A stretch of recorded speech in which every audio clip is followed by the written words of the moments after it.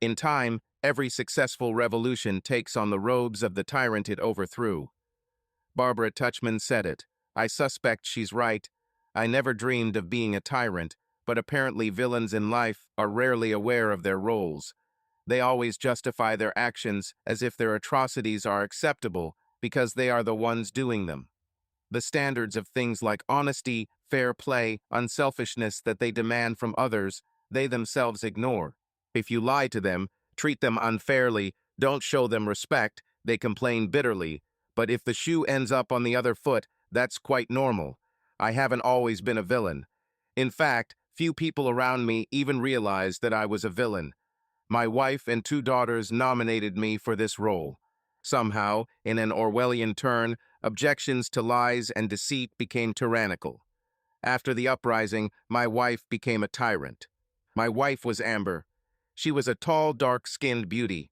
I wasn't sure of its origin. She and her mother claimed to have Native American roots, but that's what everyone says. She looked more Mediterranean in my eyes. My name is Cabrick North. I have no idea where my parents found this name or what my background is. Everyone calls me Cub. My two daughters are Daisy and Toby. Daisy was 15 and Toby was 13. The first sign of my new role came as we lay in bed on Saturday night. Amber just had sex with me until she was exhausted. She turned her head to look at me, and I was lost in her huge brown eyes. Cub, she said, the girls at work have invited me to the lodge next weekend to do some scrapbooking. Do you mind?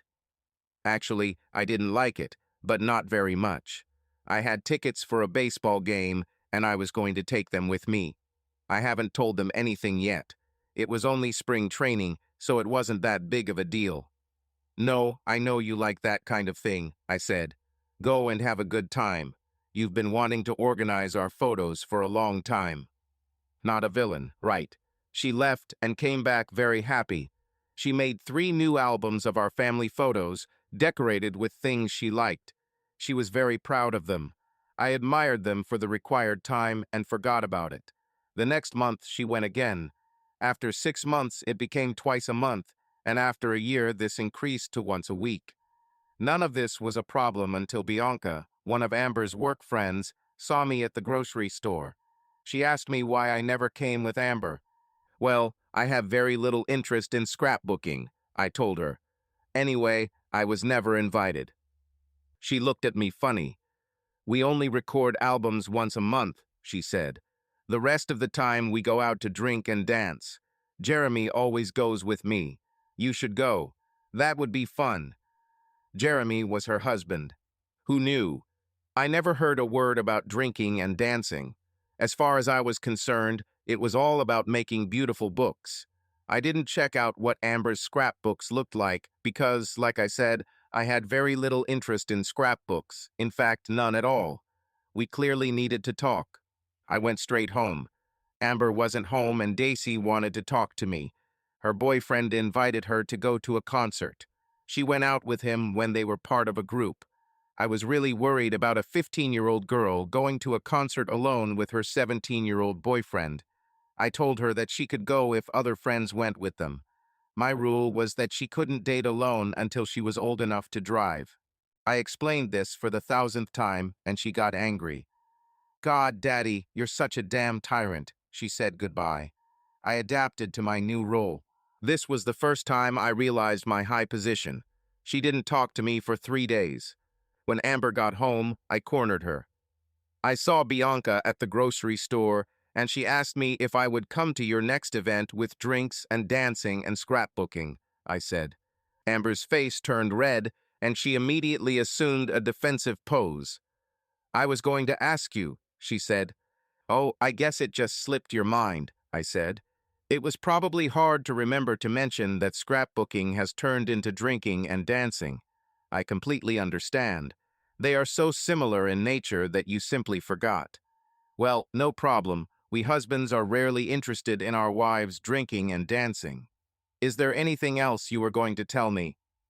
No need to be sarcastic, she replied sharply. I don't have to tell you every minute what I'm doing.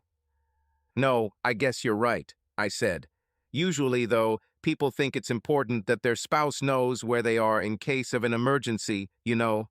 Jeremy seems to know that Bianca dances and drinks.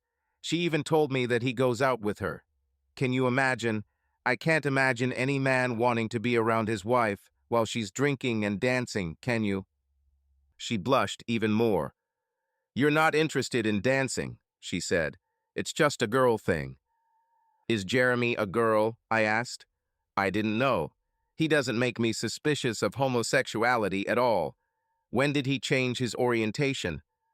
Don't be stupid, she said. He doesn't like men. He just likes to be there to make sure Bianca doesn't go overboard. Strange, I said. Are there other husbands who share his paranoia? None of the other husbands know what we do, she said. So Bianca is the only honest woman in the group? I asked. Nice set of friends you have, Amber. You don't know them, and I don't like it when you make jokes about my friends, she said. No other husband is trying to be a dictator like you. No one is being dishonest. You mean no one but you, I said. Maybe the others aren't married. How can you accuse me of being dishonest? She was ready to explode. I've never lied to anything. No, I guess you're right, I said. I'm sorry. I meant to say that she's the only one in the group who isn't a liar. Amber looked at me as if I had hit her and went upstairs. Dinner was tense. With two of them not talking to me, it was very awkward. I can handle awkwardness. I went to watch the basketball game before going upstairs. Amber was already in bed, and the bedroom door was locked. I took the small round key from the top of the door and unlocked it, replaced the key, and entered. She was lying on the bed and raised her head when I opened the door. Get out of here, she said. You'll sleep on the couch. I ignored her and took out some clean underwear from my drawer. I'm not going to sleep with you, she said. It will be a long time before you come back here. I ignored her and went to the shower. When I finished, I went to bed. She sat down. I said, You won't sleep here. Get out of here. I don't need your permission to sleep in my own bed, I told her. If you don't like it, go sleep on the couch. I think she was shocked. I've heard men talk about how their wives make them sleep on the couch. I always thought it was a metaphor. Apparently, she had heard the same stories and believed them. She may have heard other stories where men actually go to sleep on the couch. Luckily, I'm 70 pounds heavier than her. I'm also 4 inches taller, and she would have a hard time carrying me. She probably thought she could just lock me outside our bedroom, and I'd be as soft as a lamb. Well, this lamb becomes a lion. This is what we tyrants do.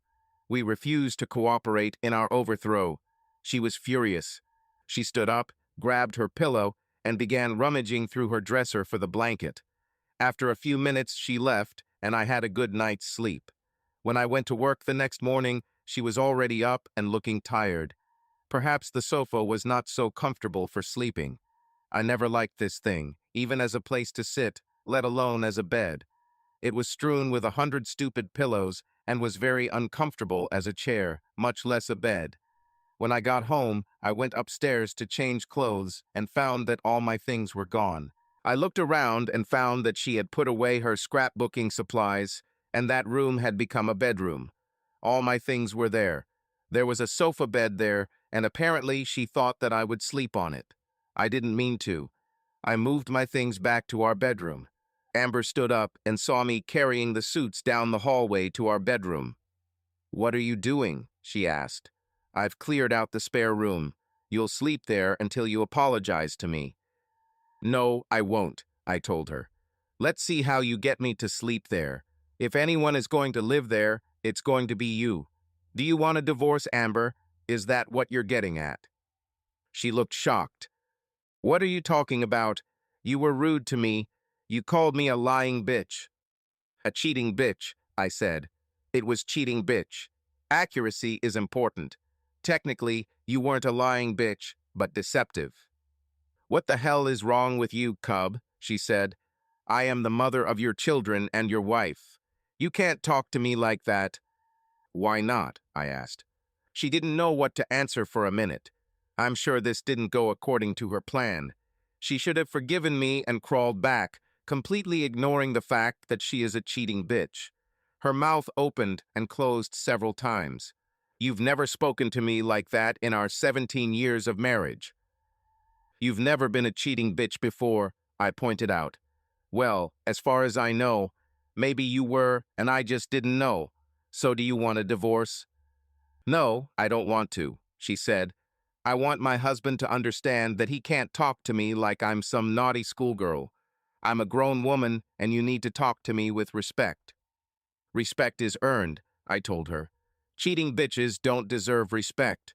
Since you don't feel the need to explain to me how scrapbooking turned into drinking and dancing, how you forgot to mention it to me, and you're not at all embarrassed by your early onset Alzheimer's, it seems clear to me that you really want a divorce, then you won't have to worry about these bouts of forgetfulness in the future. You're making a mountain out of a mountain, she said. Apparently, she believed that the best defense was an attack because she went on the offensive. Why did you tell Daisy she couldn't go to the concert? I didn't tell her that, I said. Remember, accuracy is important. Words matter, Amber. So what did you say? She asked. I told her she couldn't go alone with her boyfriend, I said. If they're going with a group of friends, I don't care. She won't meet alone until she learns to drive. You helped me set that rule. Well, I changed my mind. I told her she could go, she said. Okay, I'll talk to the lawyer on Monday, I said. I turned and went downstairs to the living room. She followed me, screaming all the time, but I didn't listen. I turned on the game and ignored it. She finally gave up and went somewhere. At this time, I didn't care where. Daisy came in a while later and winked at me smugly. I'll have to do something about this. Apparently, Toby was told about my tyranny, and she didn't talk to me either. It suited my mood. On Saturday, I went fishing, and on Sunday, I went to a boat show. Amber apparently accepted her defeat and moved into the spare bedroom. I slept well, enjoying the opportunity to spread out in bed as I pleased. I took Monday off and visited my lawyer. When you're a tyrant and own a company, you can do things like that. I asked him to start the divorce process, and he promised that the documents would be delivered to our house the following Monday. Then I bought a ticket to the concert where Daisy staged her rebellion. I did the usual steps of separating our finances and had a pretty good week. On Friday, there was a concert by Toby's orchestra. She still didn't talk to me, so I went to see the movie I wanted to see. I went to bed around midnight and Amber still hadn't come home. The girls locked themselves in their rooms while I played video games and then went to bed. The next evening, Daisy was getting ready and left for the concert, and I left 10 minutes after her. I found her and her boyfriend in the audience. I checked her ticket number and sat right behind them. The music was as you might imagine, but I had my phone and headphones. Daisy was shocked to see me, but I didn't say anything. I could see her seething with anger, and I really liked it. At some point, they got up and left, and I slowly followed them, remaining in sight. I think they didn't enjoy the concert as much as they expected. I returned home after the concert, and on Sunday morning 3 very angry women were waiting for me in the kitchen when I came down. Luckily, I didn't have to go through the kitchen. I just walked through the laundry room and into the garage. I had time for golf, and I just walked past their ambush and went to play golf. After that, I went to a tool sale and bought the impact wrench I wanted. When I got home, they heard me come in, but before they could set up the ambush again, I was in the bedroom with the door locked and a chair under the handle in case they knew about the key. They were knocking on the door and shouting, but I had my comfortable headphones. Best investment I've ever made. I left for work the next morning before they got up. When I returned at 16:30, the ambushers were in full readiness. I grabbed a Mountain Dew and went into the living room. They circled around like midges, and I made no attempt to avoid them. I was quite a villain. I ruined Daisy's date, didn't go to Toby's concert, and seriously offended Amber. I felt pretty good. My reign as a tyrant began like clockwork. Just before 5 p.m. the doorbell rang, and I opened the door. It was a man delivering documents. He looked like a refugee from the Russian mafia. He had a shaved head and tattoos on his neck that disappeared under a nice suit. He looked fierce. I let him in, and he did his job. He seemed to have no gum and only stuck to kicks. The three girls didn't say a word while he was there other than Amber introducing herself. There was silence for a moment after he left. Amber opened the envelope and her face went white when she saw what was inside. She collapsed on the uncomfortable couch, and I sat in my comfortable chair, drinking Mountain Dew. "Mom, are you okay?" asked Toby. "Who is this guy? What did he give you?" Amber looked at me as if she was seeing me for the first time. "Are you filing for divorce?" She was out of breath. "Well, there's also the little problem of drinking and dancing," I said. "Then there's the matter of moving my things into the spare bedroom, the matter of the couch, and the matter of letting Daisy go to the concert. I know where you were on Friday night, Amber. You three have had a pretty good life so far. All I ever asked in return was to be loved and respected. I gave you almost everything you ever asked for. Despite this, there was a small rebellion going on here. I love all three of you, but you seem to insist. To make me look like a villain. I accepted your assessment, and I'm just going by the script. Daisy, I wonder how you're going to get that Camaro you wanted when you turned 16. Toby, I'm pretty sure band camp is canceled now. That your mother can pay for it with her office manager's salary. Amber, good luck with the mortgage. Oh yeah, car payments, utilities, club memberships, and your health insurance too. I'll move out this week." They looked at me as if I was crazy. "Where are you going?" Amber asked hoarsely. "To Mexico," I said. "I think I can live like a king there. I'll have servants and a chauffeur. Maybe I'll find a beautiful tan girl with a couple of kids who will think I'm wonderful. I have everything planned. It'll be great. I hope you all find someone who will make you happy. Daisy seems to be pretty good with that pimply idiot she went to the concert with. Maybe Toby will do just fine and become a famous musician without all these camps and lessons. Think about it, Amber. You can go all the time, to parties and dance. I'm sure you'll enjoy not having to worry about reporting where you are every minute. Live well." I stood up and picked up the suitcases I had packed and carried them to the truck. I had to make 3 trips, and I think they were still in shock because they didn't move or say a word. I went and checked into my room at Hampton, changed, and went down to the pool. I swam until I was tired, then sat in the jacuzzi until I was somewhat revived, and returned to my room. My phone was making an alert sound, and I checked it. I had 3 missed calls, all from Amber. She left 1 voicemail. I listened to it. "Kubrick, we need to talk," she said. "The girls and I want you to come home. Give us a chance to talk to you. You said you love us. If that's still the case, give us a chance. Come home and we'll work things out." Oh, now she wants to talk.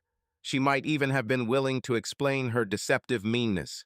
I was going to do it, but it would be on my terms. I sent her a text message. "It's late. I've been here for the last 17 years. You had a chance to talk.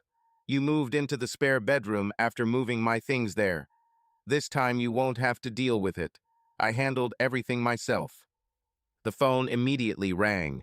I didn't respond, and 5 minutes later, I received 3 text messages. One from each of them.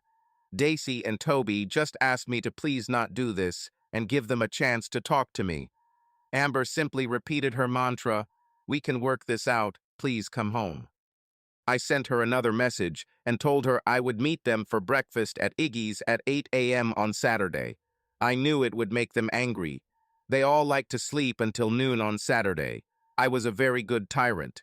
I discovered that I enjoyed inventing little annoyances for my subjects. They've definitely come up with enough for me over the past few weeks. There was a lot going on at work that week. Selling a business requires a lot of maneuvering. 1,000,000 were signed. There were 1,000,000 papers to sign and meetings to attend. I did it. Talbot Manufacturing made me an offer after being married for many years. I signed all the papers, and the money was transferred to my account in Boca del Rio. Yes, I really was going to Mexico. I spoke Spanish fluently and had foreign friends who told me how great it was there. I was a rich man, and Amber wasn't going to get any of this without my permission. This is how good tyrants operate. When I sat down at the restaurant, My bags were packed and my ticket was in my jacket pocket.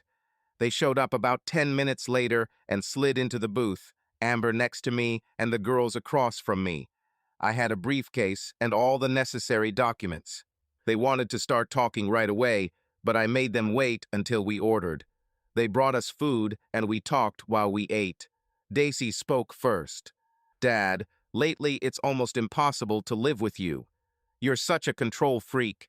You made me so angry that I just went overboard. Sorry. I respect you and am grateful for everything you do for us. I'm not a child anymore, and you should let me make my own decisions. Me too, Tobe chimed in. I feel the same way. We love you, Daddy, but we're growing up and you just can't control our lives anymore. I'm sorry I didn't talk to you. Okay, I smiled at them. Thanks for the apology. I want to apologize too, Amber said. I should have told you about the bachelorette parties. It was just harmless girls' fun. I didn't think you'd be interested. Well, it's very nice of you to apologize, Amber, I said. The problem is that this balloon is out of air. What? What do you mean? She stuttered. I told you what it was, and I'm sorry I didn't tell you when it started. I opened my briefcase and placed the photographs in front of her. These were beautiful pictures, very clear. They showed how Amber and two of her friends had sex at one of her friends' houses. It could be harmless to you, I told her. Unless, of course, you have some kind of social disease. By the way, I'm clean. The doctor was positive. Maybe you should consider getting checked. It's not like your buddies were wearing condoms. I don't think it was harmless for me. Her jaw dropped. I saw Daisy and Tobe crane their necks to look. Amber grabbed the photos and turned them face down. How? Oh God, you shouldn't. How did you get those photos, Kubrick? Do you really think it matters? I asked. If it helps, I told you I was going to talk to a lawyer. The lawyer hired a detective. He followed you last Friday. I'm so sorry. You weren't supposed to know, Cub. She was crying now. It was just some excitement. You know, I was a virgin when we got married. I just didn't want to spend the rest of my life wondering if I was missing out on something important. This should never have affected us. It didn't hurt. I didn't want to live my life and regret what I never knew. I never wanted you to know. I was only going to do this once. You have to believe me, Cab. No, I don't know, I said. Where did people get the idea that what you don't know doesn't hurt you? If your coronary arteries are blocked and you don't know if a heart attack will hurt you. If you have cancer and you don't know, I don't know, does it hurt you? Your little antics were a cancer eating away at the vitals of our marriage, Amber. Cancer doesn't hurt you until you die from it. You killed him. You didn't want to live without knowing what it was like to sleep with other men. Well, I don't want to live my life not knowing what it's like to have $100 million. This is fine. Rob Fort Knox, would you mind helping me with this, Amber? This is the biggest pile of crap I've ever seen. She stood up and ran out of the restaurant, sobbing. Tobe looked at me. I can't believe you did this, she said. I think you lack faith, I told her. What a disappointment. Faith will set you free. No, wait, it's the truth that sets you free. Sorry if I mixed up the metaphor. They looked at me like I was crazy. They just sat there. Daisy opened her mouth, but nothing came out. She cleared her throat. It was so cruel, she said. I think your trip is leaving, I told them. I don't want you stuck here with someone cruel. You better hurry. They hurried. I paid the bill and went to the airport. An hour later, I was flying through the skies on my way to the rest of my life. I had a lot of regrets. I couldn't understand how I could stop everything that happened. I was happy, content, and proud for 16 years. It all turned to ashes. I felt lonely and depressed. I did what I always did when I felt down. I took a nap. It was a long dream, and when I woke up, we were an hour away from heroic Veracruz. I sat and thought. Amber was left to her own devices. She made her bed out of lies and will have to sleep in it. The girls, well, they were just girls. I will try to make sure they don't need anything. My lawyer will take care of the financial arrangements. If they want to see me, I will make it possible. If not, they have their mother for what she's worth. About 6 months later, Toby tried to contact me. My lawyer called me and I called home. Daisy responded and I asked to speak to Toby. I don't think Daisy recognized my voice. "Hey, baby," I said when I heard Toby's voice. "Dad, is that you?" She started crying. "Dad, I'm so sorry. Please, Dad, I'm so sorry. I need you." Mom's in a terrible state. She drinks all the time and hangs out with men and her girlfriends from work. I think she's on something. The only good thing is what happened to us since we pushed you away is when you paid for me to go to music camp. Daisy is being very approachable, and I can't stand it here. Please, Dad, I need you. Do you still love me? I was so cruel to you, but I hope you still love me. I'm so sorry that I treated you this way. I know it was all because of my mother. Well, it was partly my fault. I need you, Dad. I know I didn't have your support, but I pray that you still love me. Of course I still love you, Tobe, I said. I just don't know what Ami can do. I can't go there. Your mother would probably have me arrested. Can I come to you? She asked. I don't understand how to do this, I said. Your mother won't let you come here. I would be glad to see you, but I don't understand how to do it. If you send me money, I will run away, she said. She'll never notice until I'm with you. I hardly see her, and when I do, she's angry at me. She hates me, Dad. I can't believe she hates you, I told her. With time, she will become wiser. Why do you say she hates you? I got a bad grade in school, and she yelled at me. Her voice trembled. I told her she didn't have room to say anything to me after she drove away, the only good thing in our lives, she sobbed. She slapped me and told me I was a scoundrel, and she wasn't going to take any crap from me. I think she was drunk or high. Dad, I'm so sorry. I just let them convince me of it. You were some evil dictator. I see how wrong I was. Please help me. Okay, baby, calm down, I said. I'll think of something. Minors cannot travel alone without parental permission, especially outside the country. Let me see if I can come up with something. Call me tomorrow and I'll see what's possible, okay? I gave her my phone number and she calmed down. She told me she loved me and we ended the conversation.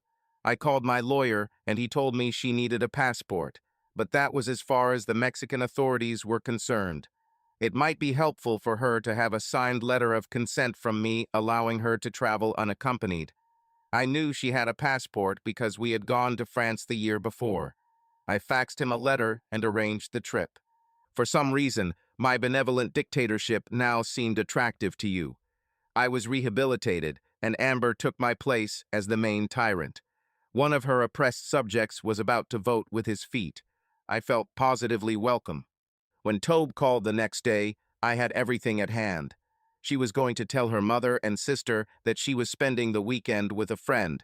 She was going to catch a taxi to the airport and catch a flight. I'll pick her up at the airport and we'll see where we go next.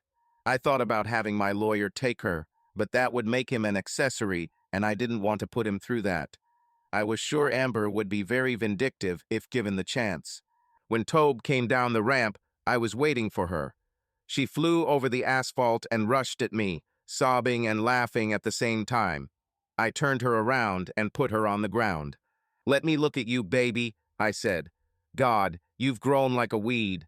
You are more beautiful than ever. She was like that too. She had her mother's dark skin and huge brown eyes.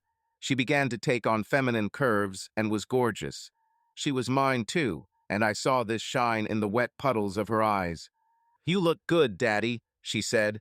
You've lost a little weight and have a great tan. She pressed herself close to me. I've missed you. Do you still love me? Of course I know, I said. I never stopped. I was hoping that someday I would have the opportunity to show you. It's like you didn't let me do it. I know, and I'm really sorry, she said. If you let me, I will show you how much you mean to me. I was wrong, Dad. I don't know what's wrong with me. It's okay, I told her. We'll be fine. Is Daisy okay? She was very sober. I don't think so. She behaves like a mother. She looked at me to see how I would react to her slip of the tongue. I laughed. He's an asshole. I don't mind you using descriptive words, Tobe. However, girls should not use a lot of swear words. It will just make you look vulgar and cheap. You can say whatever you want as long as it's just us, okay? She hugged me again. I took her hand and we walked to the car. She loved home. I showed her her bedroom and she liked it too. We sat and talked until 2 o'clock in the morning. She caught me in her life and I caught her in mine. We talked about what she wanted to do and she wanted to stay with me forever. This made my year. I had no idea what to expect from Amber, but I knew there wasn't much she could do. She didn't know where I was, and things are a little different in Mexico. The US government is able to do very little espionage and location. As long as you keep your nose clean, there's not much you can do. Money can buy almost everything. If I hadn't committed a serious crime and gotten caught, Amber would never have found us. I don't think she even tried. Tobe sent her a letter from the airport explaining why and where she was going. I never heard anything from her. Another year passed before we heard anything from Amber or Daisy at all. Tobe attended school and did well. She spoke Spanish like a native, and with her skin color, she fit in very well. Then my lawyer sent me an email. Daisy wanted to talk to me. I asked him to buy her one of those cheap phones with prepaid minutes. I set up a time when she could talk without Amber knowing and called her. She knew who it was when she answered. No one else had this number. Our conversation didn't start off very well. She cried so much that I could not understand a word of what she said. This went on for some time. Finally, she calmed down enough for me to understand her, and the words came out. She was pregnant. When she told me this, we went through the crying again. I wasn't sure what the tyrant's reaction would be. I knew what my father's answer was. The little girl I've loved all my life is in trouble. There was no way I would let her face this alone. "What are you going to do, Daisy?" I asked her. "What does your mother think?" "She thinks I'm an idiot," she said bitterly. "She wouldn't let me take birth control. Dad, I've always used contraceptives. One of them must have burst or something. I was stupid." "What about the baby's father?" I asked. "He ran away as soon as he found out," she replied. "Dad, I don't even have health insurance. Mom never signed up for it. I'm almost 19 years old, pregnant, and my life is ruined." "Your life is not ruined," I told her. "It's gotten complicated, but you'll be okay. Do you want this baby, Daisy?" "No, Dad, no," she cried. "I don't want to bring a child into this world with the genes of that idiot." "Are you going to have an abortion?" I asked. "I want to," she said. "I have no idea how to do this, and I have no money. Dad, can I come to you? I know Toby is with you. Will you give me another chance?" "Yes, baby," I said. "You're my little girl, and I'll always give you another chance.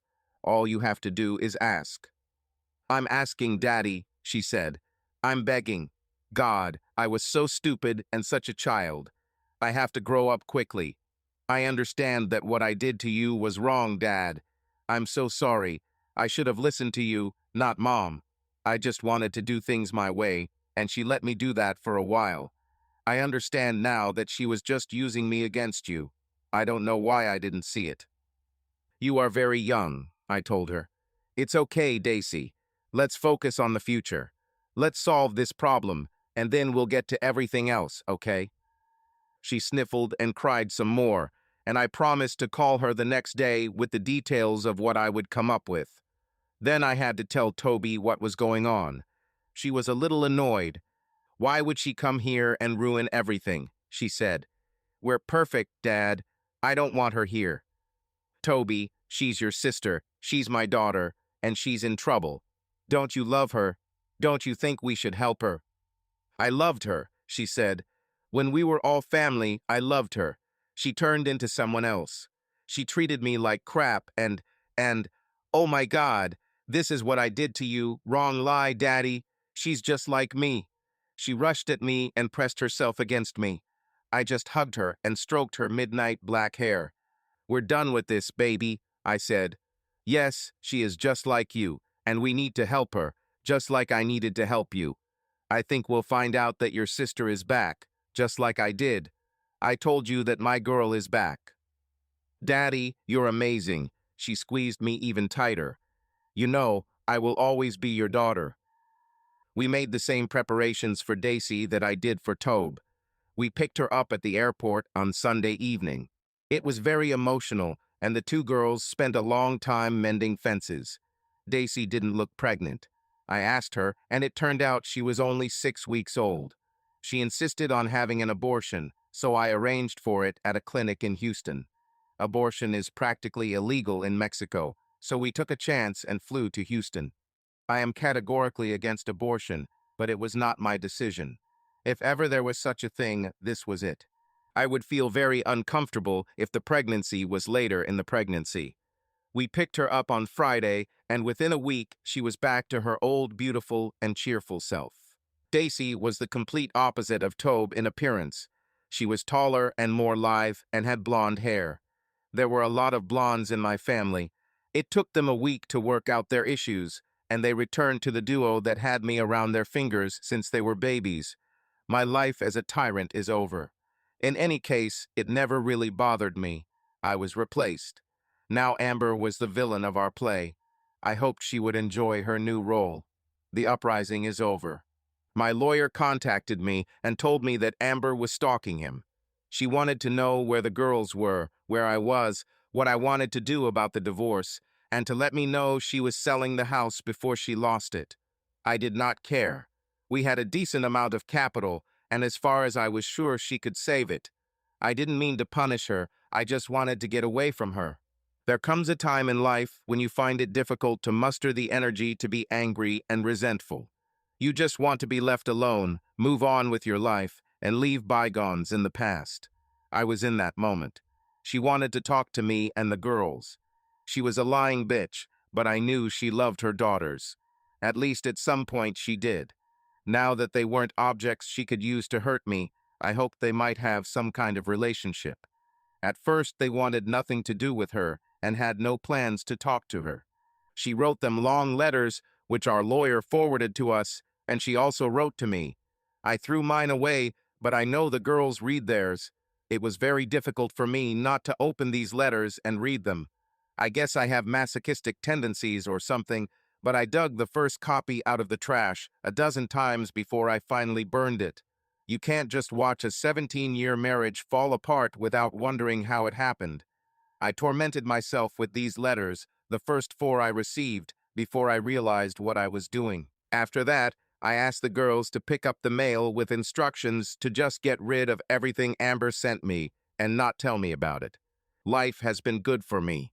I had children. They are doing well, and they have treated me with more love than ever. They took care of me. I dated a few and even found a few dark girls who were interested enough in me to become friends with benefits. Amber wrote to the girls once a month for a while and then began to write every week or even several times a week. She tired them out and finally they sat me down and talked to me. They wanted to call her and talk to her. I didn't mind. They wondered if I would listen to the conversation. I had absolutely no desire to do this, but they begged until I agreed. I made them promise not to include me on the list or mention that I was there or listening. They also had to promise not to ask me again.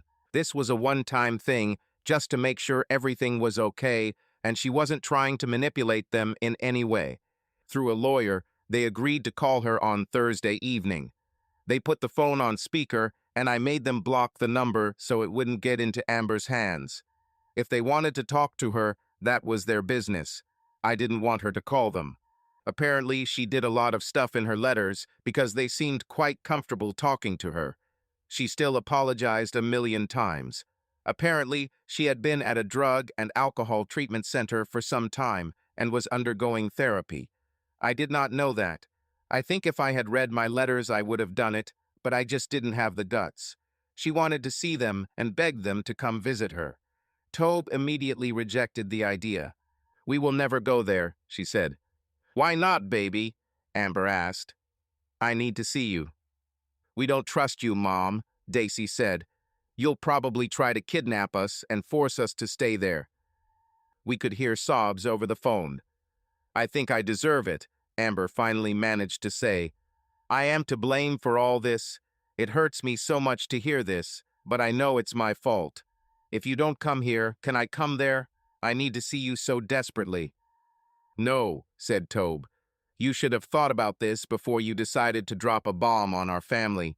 We don't want you to know where we are. What part of "we don't trust you, Mom" don't you understand? There was more crying. Tobe, you're killing me, Amber finally managed to say. I know what a bitch I was. I swear to God I won't cause any trouble.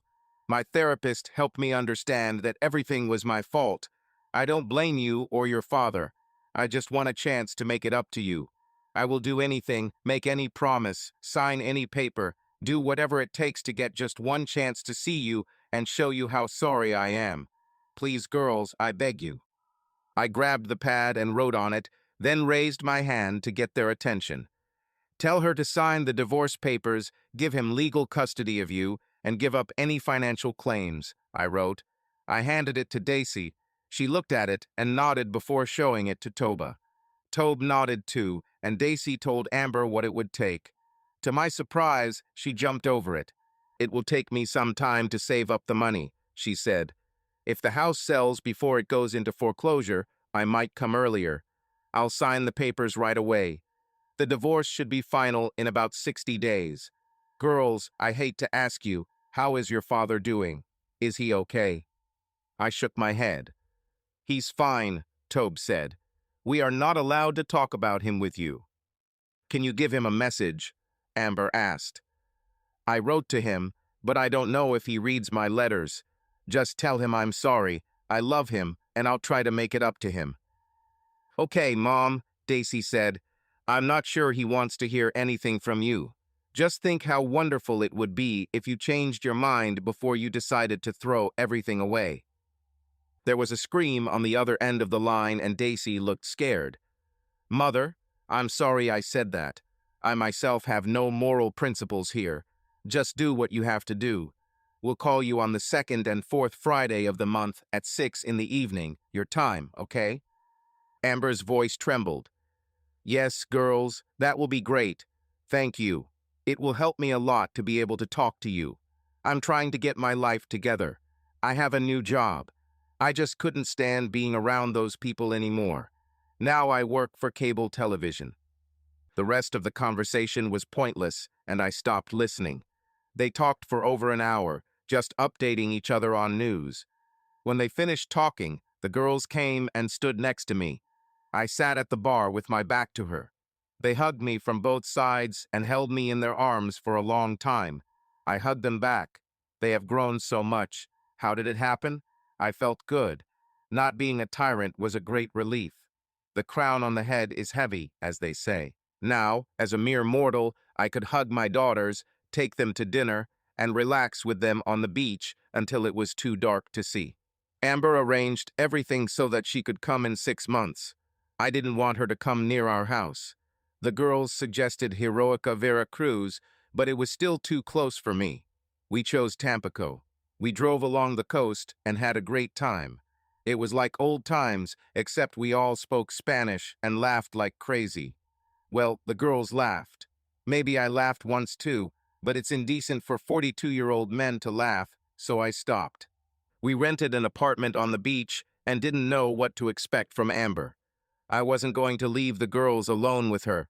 I didn't even want to be in the same country as her, let alone in the same apartment, but I had no choice. I went out to sunbathe on the balcony when she knocked on the door. I had no idea what they were talking about. It was none of my business. She came out 3 hours later and leaned against the railing. You're not even going to say anything, she asked. I threw my head back and closed my eyes. I think you've already said everything, I answered her. What does this mean? God, Kubrick, haven't you punished me enough? She thought that she was going to cry.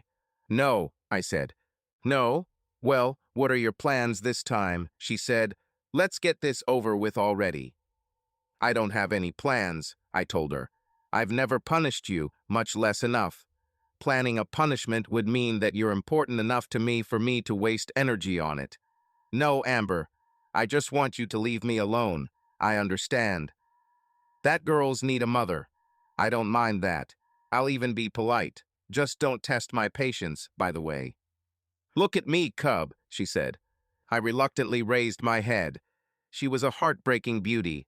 That mane of black hair, creamy brown skin, almost black eyes, and the shine of her white teeth were enough to drive any man crazy. Unfortunately, the inside didn't match the outside. What? I said. I'm still the same, she said. Remember the woman you fell in love with? Remember the woman you asked to marry you? Yes, I remember her very well, and every day I mourn for her, I told her. You killed her. Big tears rolled down her cheeks as she looked at me. The girls have forgiven me, she said in a trembling voice. Why can't you? That's a good question, I said. Here's the thing, Amber. You deceived me. You went out. Did God know what? God knows who. I certainly don't know. You deceived me, and it was easy because I trusted you. I would never have known. If I hadn't run into Bianca in the store, you would have let those lies eat away at us until they destroyed us both. When I caught you, instead of showing any regret or remorse, you made me the bad guy. Was a tyrant. I was the one who killed everyone's fun. You put the girls against me. Then you went and had your own little sex party. I was a cruel guy with control problems. Now you came here again, after God knows what you did with God knows who, and you think that I should forgive you? You never even told me that you were wrong or didn't apologize to me. She gasped. I was afraid of it, she said. You haven't read my letters, have you? No, Amber, I didn't read it, I said. I was trying to move on with my life. You clearly didn't want to be a part of my life, so I gave you what you wanted. You don't know how wrong you are, she said. I want to be in your life more than anything. Well, I guess you got your wish, I said. We have a couple kids together. They seem to want you in their lives, so I guess you should be in mine too. Not so happy, she gave a bitter laugh. I'm not happy, I told her. I was apprehensive about coming here. The only reason I did it was for them. What are you going to do, Amber? How long are you going to stay here? What's your plan for rebuilding your relationship with your daughters? I'm not going back, she said. The house is sold, cub. We had almost $200,000 in equity. I can live on this money here for a long time. I want to be near the girls. I'm going to move to where you live. I want to be near you too. Hell no, I told her. Amber, if you interfere in our lives, I will move to the ends of the earth, and you will never hear from us again. Tears continued to roll down her cheeks. The girls don't mind me being here, she said. If you just let me see them and be near them, I won't bother you, Kubrick. Is this some kind of convoluted plan to get me back? I asked her. I want you to take me back, she said. I don't think that's going to happen, do you? No, that won't happen, I said. If that's what's on your mind, you should leave now and let us be happy. That's what you do to the people you say you love. You try to make them happy. I really want you and the girls to be happy, she said. I think they'll be happier if I'm around. It's a shame it doesn't involve you, but it won't happen. Cub, do you think we can be friends? I'm really sorry for the way I acted.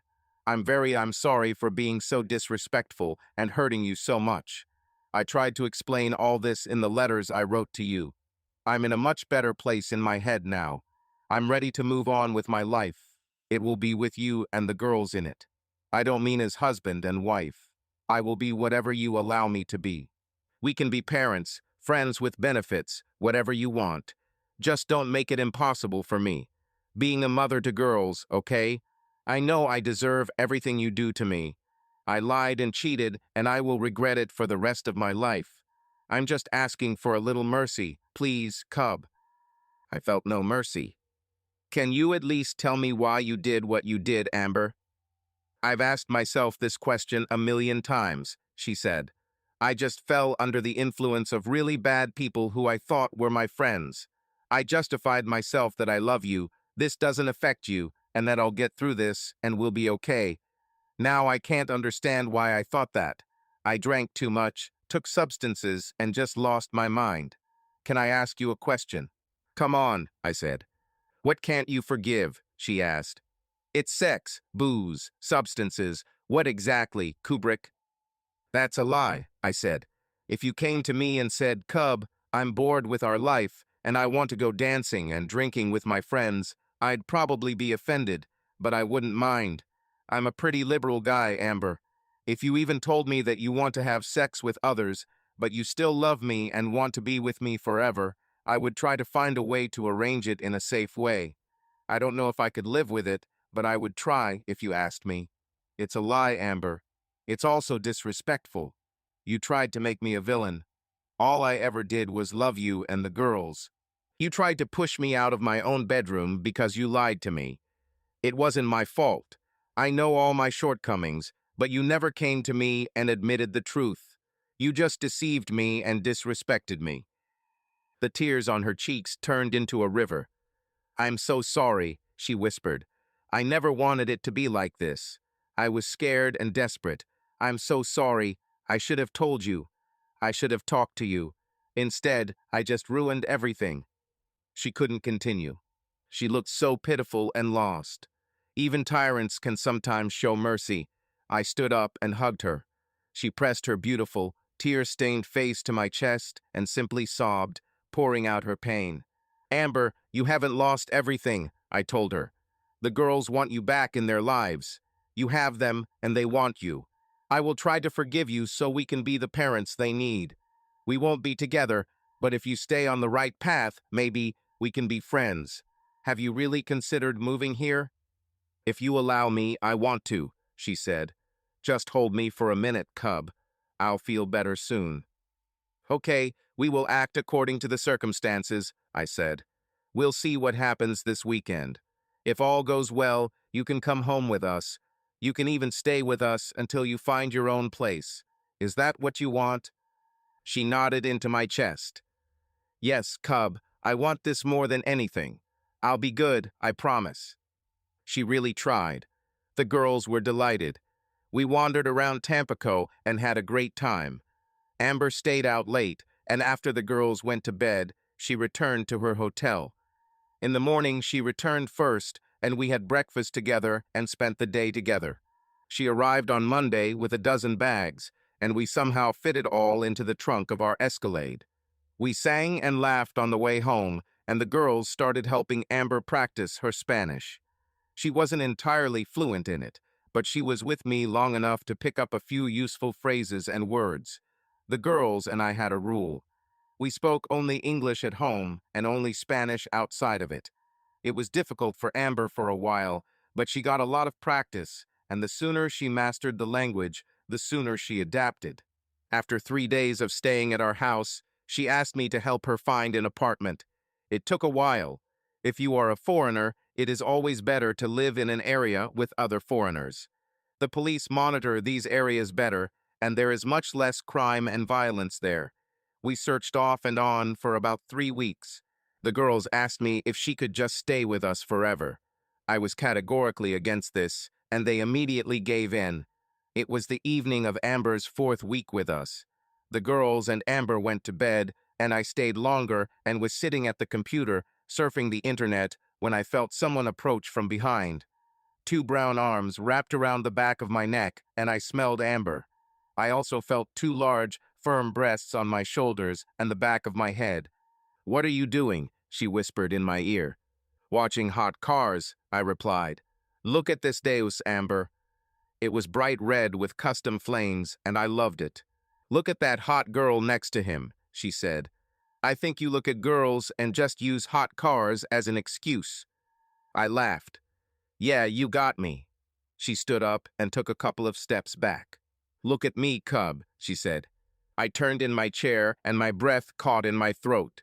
She was wearing one of my old shirts with the ends tied up, exposing her waist. Apparently, she wasn't wearing a bra. She had lacy pink panties underneath, and that was it. My throat is dry. I never doubted that Amber was a gorgeous, sexy tigress. "What are you doing, Amber?" I asked. "Is this another attempt at getting back together?" She came over and took my face between her hands. "No, Cub, no, don't think like that. I'm done with all the scheming and plotting. This is just Amber, horny as a cat in heat. I haven't had sex in a long time. You haven't been out with anyone while I've been here either. You probably horny too. Just make love to me, Kubrick. Neither of us is married. You can sleep with anyone too. Why not with each other? You're a fantastic lover who I've ever been with. You know I'm hot and horny for you now. Make love to me. I'll make it so good for you. It's luggage, I said. Forget about this damn luggage, she growled. There's no baggage here, I'm telling you. It's just a horny guy and a hot girl. I'm hotter than that girl with the hot rod. Look at me. She untied the knot in her shirt and opened it. What the hell? I haven't slept with a woman in a long time, and she was definitely all women. She could see it in mine. Do you want to go to the bedroom? I asked. She looked at me and nodded. I picked up her tight little body and carried her to my bedroom, and we had sex. God, I missed this so much, Cub, she said. Cub, can we do this again? Can we do this often?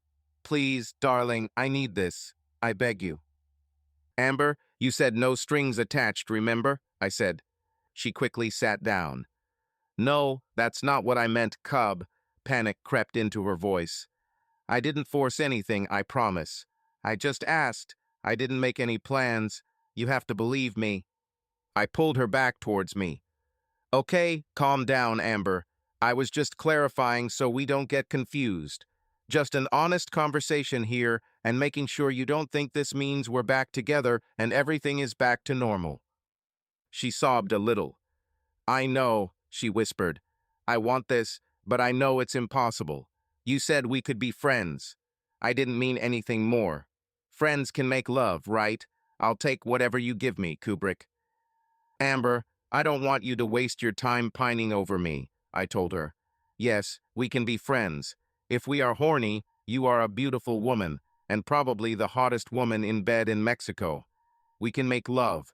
I think I will always love you, but we can never be together. I'd spend all my time waiting for everything to fall apart.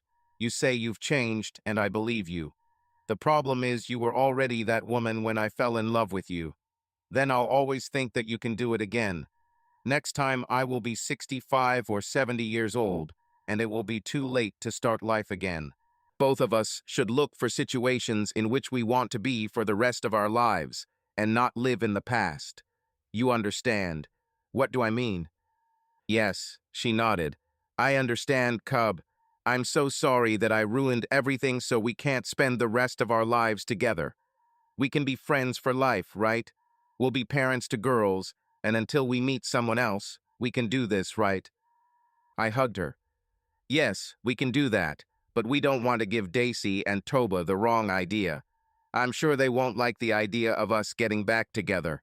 They won't respect me, and they won't like you. They'll think you're up to something behind my back. Can I spend the night here? She asked. We'll set the alarm, and I'll go to bed at 5 a.m. That's what we did. She stood up when the alarm went off and gave me a passionate kiss before her beautiful naked body quietly walked out the door. From then until she moved in, 2 weeks later, she would run into my room after the girls had fallen asleep and try to kill me with sex. We both always had high libidos, and I missed having regular sex. Apparently she did too, because after moving, she continued to come at least twice a week. She bought a moped rental place and did well with tourists. The girls worked for her on weekends and after school, and they spent a lot of time with her. They seemed to mend their broken relationship. They told me that she dated occasionally, usually with some American tourists. The first time she spent the night after I found out, I took a condom out of the drawer. Why are you doing it? She asked. Don't do this, Kubrick. I like it without him. I'm just being cautious, I said. Why? She asked. You've never done this before. I heard you were dating, I said. She laughed. Okay, got it. I didn't have sex with anyone, Cub. When it happens, I'll tell you, then you can use a condom. I somehow learned my lesson right after you left. I caught something. Awkward. I had to see a doctor. If I have sex with someone, they will use a condom. I heard that you were dating too. Is there anything I need to worry about? No, I didn't sleep with anyone either, I replied. You have sex with me so much that I don't even look for it in dating. It has to be someone I fall in love with. I haven't met anyone I like more than you yet, I told her. Me too, she said. I'll never find anyone as good a lover as you. I was crazy, cub. Put away that stupid condom and take me now. I happily agreed. A year after Amber moved out of our house, I met Drusilla Consuela Chabala Rios. Daisy wanted a horse, and Drusilla bred horses. They were those black Spanish horses with long, curly manes and tails. She was tall, dark, and aristocratic. She was also charming, curvy, and oozing sexiness. She had long, shiny black hair, like the horses she bred. We met to discuss horses, and she fell in love with the girls. Of course, they were easy to love, just like her. We met for lunch twice. The first time was at a restaurant, and the second time was at her home when we actually made the purchase. She spoke English with a charming accent, and her house was immaculate. The grounds were magnificent, and the horses were beautiful creatures. I had absolutely no interest in horses. Daisy was interested, and I was interested in Daisy. I also quickly became interested in Drusilla. I invited her to dinner and dancing, and to my surprise, she didn't refuse. She wasn't wearing a wedding ring when we met, but it was clear that she had been wearing it for a long time. A characteristic indentation was visible on her ring finger. Over dinner and drinks, we swapped stories. I told her about Amber, and she told me about her ex. He was a real playboy when they got married, and seemed to think he could continue to be that way afterward. He must have been crazy. Anyone who wasn't satisfied with this woman would be dead. He had to be dead in terms of feelings. I was getting excited just looking at her and listening to her talk. She took me to a club where she was a member, and we had a great time. She was an excellent dancer. I felt like a teenager at prom. She smelled incredible, and she felt even better in my arms. When she turned her back to me and rubbed her ass against me, it was one of the most erotic experiences of my life. Amber had a nice ass, but this one was great. I could see into her deep cleavage, and there was a red lace bra there.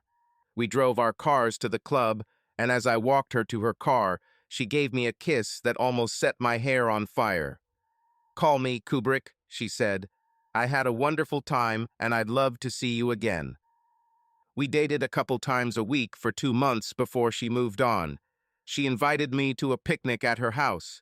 We walked out to one of her horse pastures and a river that ran through it. We sat on a blanket under the willows, and I sat with my back against a tree. She moved between my legs with her back to me. I hugged her, and we just talked for a long time after we ate. She leaned her head back on my shoulder and looked at me. She had the most exotic almond-shaped brown eyes I've ever seen. They sparkled at me, and she offered me her lips. I gladly accepted them and felt her arms slide down to hold mine around her waist. Make love to me, Kubrick, she whispered. Here? I asked. She laughed. Yes, here. No one will see us. We are very private. Well, I've never been one to turn down a once-in-a-lifetime opportunity, and we made love. We relaxed for a while, and I admired her gorgeous body in the fading light. We got dressed and headed back to the house. Kubrick, I want you to stay the night, she said. We have to tell the girls. I laughed. Okay, you let them know, Drusilla. She gave me a beaming smile and sent the girls a message. There were a lot of emojis in it. Her phone vibrated twice, and she smiled once more as she read the texts. They want photographs, she said. We laughed, and she pulled me into bed. I thought I was done for the night, but she convinced me otherwise, and we made love for a very long time. She fed me breakfast the next morning, and we talked for a while. Kubrick, her huge brown eyes pierced my soul. Do you love me? I choked on my juice, and she laughed. I loved the sound of that laugh. I didn't answer right away, gathering my thoughts. Her eyes continued to sparkle at me. I think she enjoyed my embarrassment. Drusilla, my life is very difficult, I told her. To answer your question, yes, I love you. We've only known each other for a few months, but I love everything I've learned about you. You're insanely beautiful, you're funny, witty, and smart. You're independent and a very good businessman. You're busy love like a volcano. Yes, I love you, but I have difficulties in my life. My daughters depend on me, and I met them before you. I understand, she nodded. That's what I would expect from you. Drusilla can be loved, but daughters are loved too. How could it be otherwise? There's also Amber, I continued. We're divorced, but we're raising kids together. I have a commitment to her. Not romantically, we're divorced, and I told you why. We slept in the same bed before our first date, but I haven't done that since. But I need to tell her about us and see what it means to her. Do you understand? She nodded again. But do you still love her, Kubrick? Yes, probably, I admitted. I'm not in love with her, if that's what you mean. We were married for a long time. She seems to have really changed and gone back to the woman I married. I don't want her to get into trouble again. She didn't say anything, but I could see the gears turning behind those eyes. She seemed pleased, and after a while, she walked me to my car.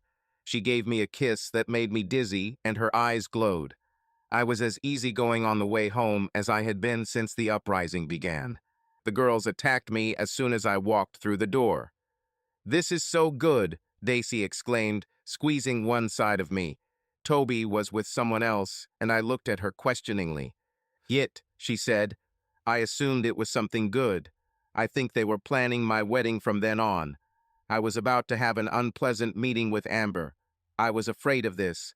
As it turned out, my fears were in vain. I was stunned. She came in 2 days later. She rushed towards me, hugging and kissing me in the hallway. I didn't understand what was happening. "Cub, I'm so happy for you." She was very excited. Drusilla came to me. "I love her, Cub. She's perfect for you. It also makes it easier for me to tell you something I've been avoiding. I met someone, Cub." The someone turned out to be a French expat named Maxime. I called him Max, and it didn't seem to bother him. He was a friendly man, I liked him straight away, and he seemed very devoted to Amber. He and the girls shared a friendly tolerance for each other. He found their relationship amusing, and they considered him harmless, although not inspiring. He seemed perfect for Amber, at least to me.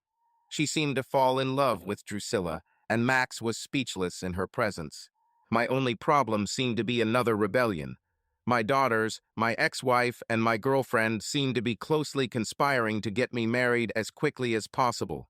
I don't even remember proposing. I was whisked off to the ring store before I knew it, and we were getting married in June.